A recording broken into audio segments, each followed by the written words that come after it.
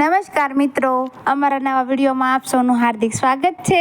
તો આજે આપણે વાત કરીએ ઘોડા બનાવવાની શોપ પર દુકાનદાર અને તેના બાળક સાથે હૃદય કંપાવી નાખે તેવી બનેલ ઘટના। ઈડરના જૂના ખરાદી બજારમાં સવાર પડે એટલે હવામાં લાકડાની સોલ અને સુખડ સીસમના લાકડાના વેરની મીઠી ભીની સુગંધ તરવા લાગે।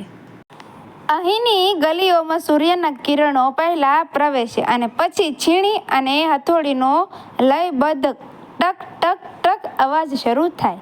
કાનજીભાઈની દુકાન બજારને છેવાડે આવેલી હતી।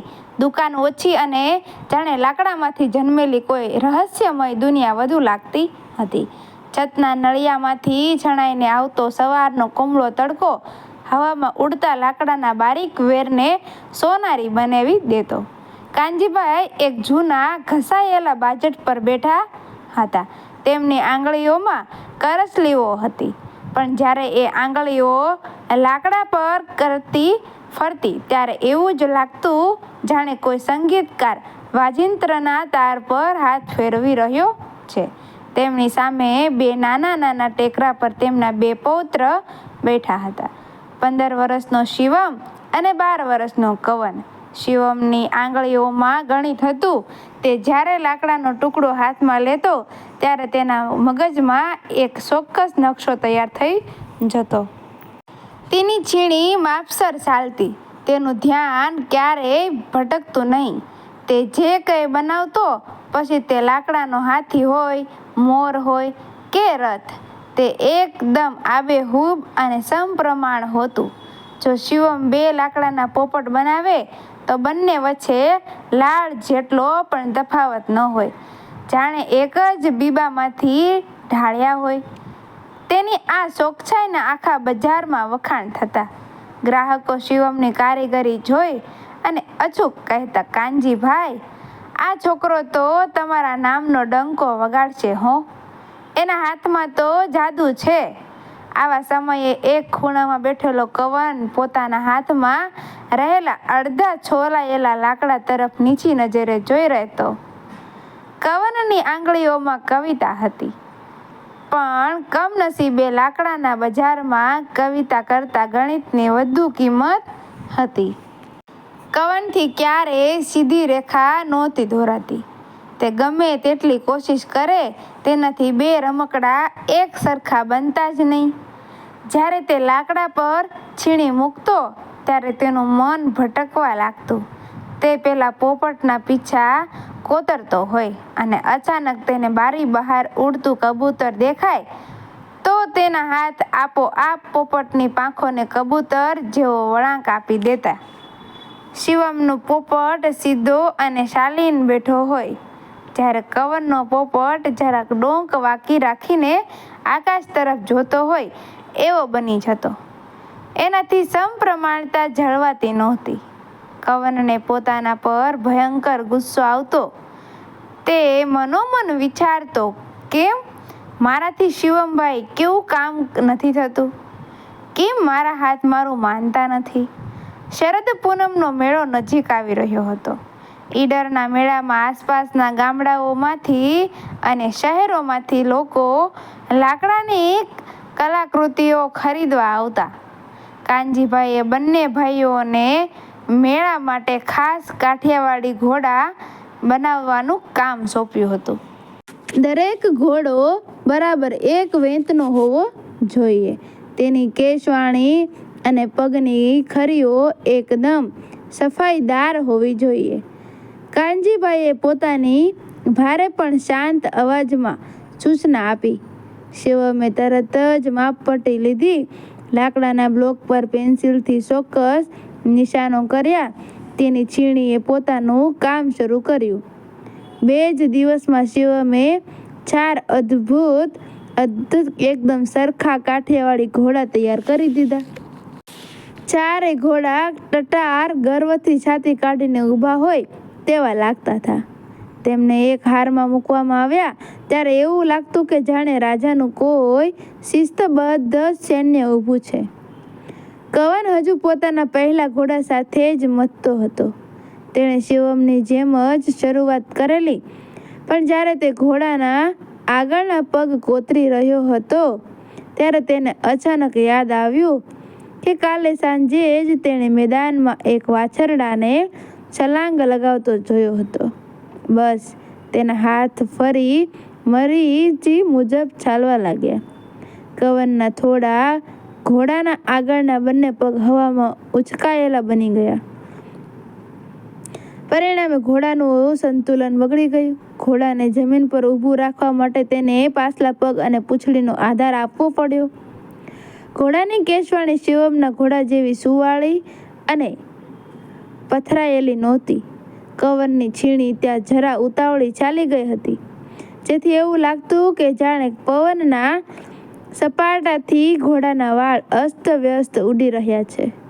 જ્યારે કવને પોતાનો ઘોડો પૂરો કર્યો અને તેને શિવમના 4 ઘોડાઓની બાજુમાં મૂક્યો, ત્યારે તેની આંખોમાં જળજળિયા આવી ગયા. શિવમના ઘોડા શાંત, સુંદર અને પરફેક્ટ હતા, જ્યારે કવનનો ઘોડો તે જુદો પડતો હતો. તે અસંતુલિત, જંગલી અને વિચિત્ર લાગતો હતો. આ સાવ નકામું છે, કવનથી મોટેથી બોલાઈ ગયું. તેણે ગુસ્સામાં પોતાના ઘોડાને હાથથી ધક્કો માર્યો. ઘોડો લાકડાના વેરના ઢગલામાં પડી ગયો. કવને પોતાના બંને હાથ ચહેરા પર દાબી દીધા અને ડૂસકું ભરતો બહાર દોડી ગયો. કાનજીભાઈએ આ બધું શાંતિથી જોયું. તેમણે કંઈ જ ન કહ્યું. તેઓ ધીમેથી ઊભા થયા. વેરના ઢગલામાંથી પેલો લાકડાનો ઘોડો ઉઠાવ્યો. તેને પોતાના ખેસથી લૂછ્યો અને ધ્યાનથી જોયો. એમની કરચલીવાળી આંખોના ખૂણામાં એક અદૃશ્ય ચમક આવી ગઈ. તેમણે એ ઘોડાને પોતાના અંગત ખાનામાં મૂકી દીધો.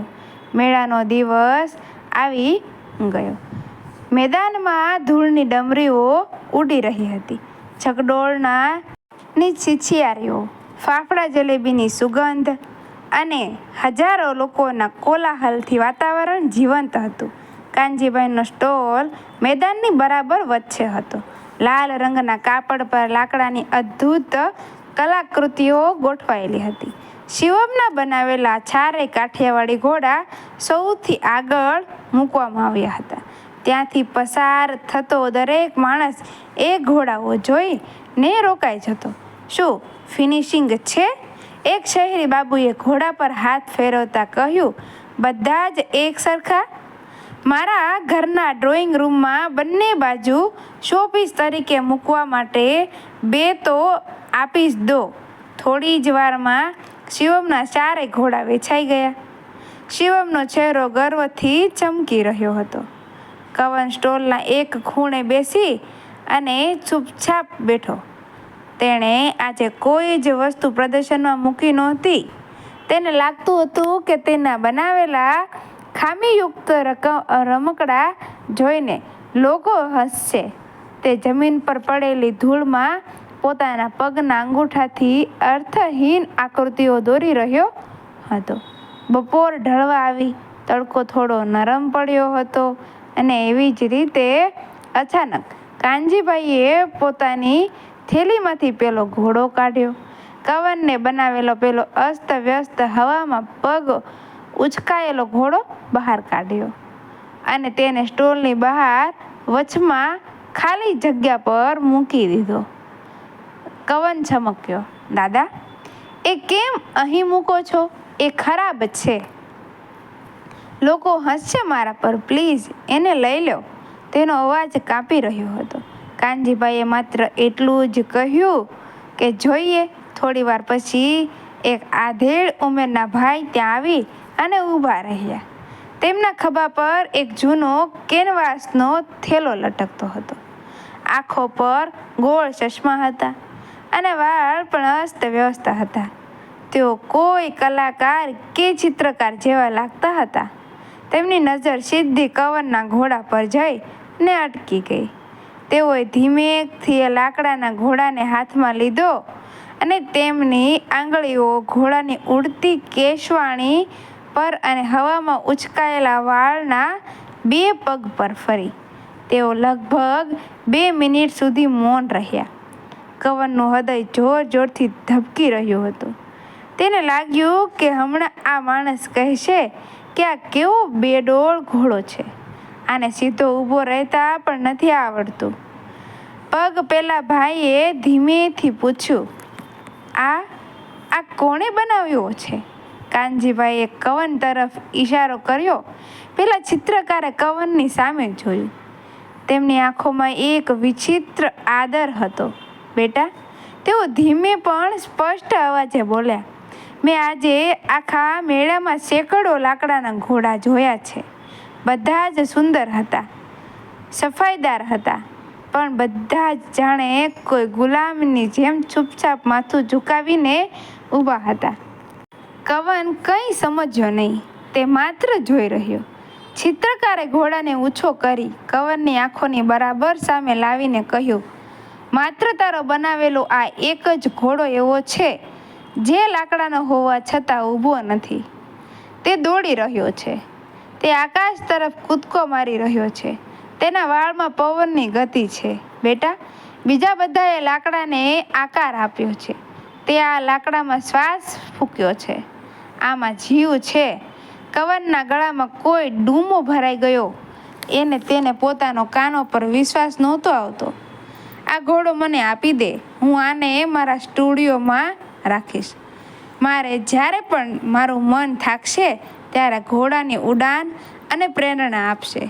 ચિત્રકારે વગર ભાવતાલ કરે કાનજીભાઈના હાથમાં પૈસા મૂક્યા અને એ ઘોડાને અત્યંત સાચવીને પોતાની થેલામાં મૂક્યો.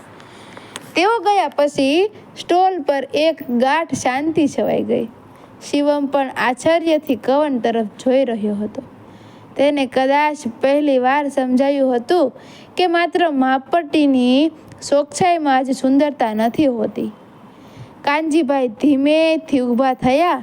તેઓ કવનની પાસે ગયા અને પોતાનો રફ કરસલીવાળો હાથ કવનના માથા પર મૂક્યો. જંગલમાં હજારો વૃક્ષો હોય છે, કવન. કાનજીભાઈનો અવાજ મેળાના ઘોંઘાટ વચ્ચે પણ એકદમ સ્પષ્ટ સંભળાયો. કોઈ બે વૃક્ષોના ડાળી કે પાંદડા એક સરખા નથી હોતા. કોઈ સીધું આકાશ તરફ જાય છે તો કોઈ પવન સાથે વાંકું વળી જાય છે. પણ છતાંય એ આખું જંગલ કેટલું રળિયામણું લાગે છે. જો બધા જ ઝાડ એક સરખા ફૂટપટ્ટીથી માપેલા હોત તો તેને જંગલ કોણ કહેત? એ તો લાકડાનું ગોડાઉન બની જાત. કવને પોતાના બંને હાથ સામે જોયું. જે હાથ અને આંગળીઓ પર તેને થોડા સમય પહેલાં નફરત હતી, તે આજે તેને પોતાના મિત્ર જેવા લાગ્યા. તેને સમજાયું કે તેને શિવમ બનાવવાની કોઈ જરૂર નથી. શિવમની કલામાં શાંતિ અને ચોકસાઈ હતી, જ્યારે તેની પોતાની કલામાં ગતિ અને બળવાખોરી હતી. બંને અલગ હતા અને બંને જરૂરી હતા. દૂર ચકડોળની રોશની હવે આકાશમાં ઝગમગી રહી હતી. કવને ઊંડો શ્વાસ લીધો.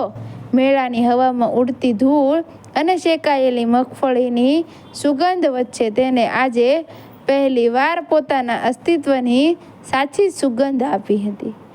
જેના ચહેરા પર એક નાનકડું પણ ક્યારેય ન ભૂસાય એવું સ્મિત ખીલી ઉઠ્યું. તેને હવે લાકડાના નવા ટુકડા પર ફરીથી ચીણી મૂકવાની ઉતાવળ થઈ રહી હતી. કોઈ માપપટ્ટી વગર, માત્ર પોતાના હૃદયના ધબકારાના માપે. મિત્રો, વિડીયો ગમ્યો હોય તો વિડીયોને લાઈક કરજો, શેર કરજો અને અમારા આવા જ નવા વિડીયો જોવા માટે અમારી ચેનલને સબસ્ક્રાઈબ કરી દેજો. ધન્યવાદ.